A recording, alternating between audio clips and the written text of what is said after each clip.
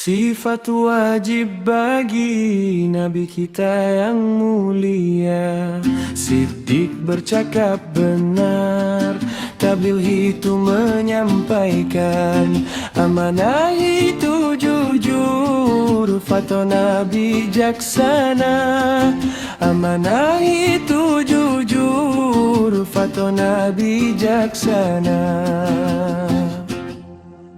Sifat wajib bagi Nabi kita yang mulia, Siddiq bercakap benar, tabligh itu menyampaikan, amanah itu jujur, fatwa bijaksana.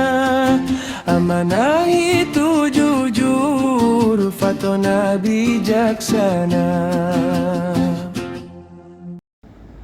Objektif pembelajaran. Apa yang Ustazah nak pada akhir pembelajaran hari ini ialah 1. Murid-murid dapat menyebut 4 sifat wajib bagi Nabi.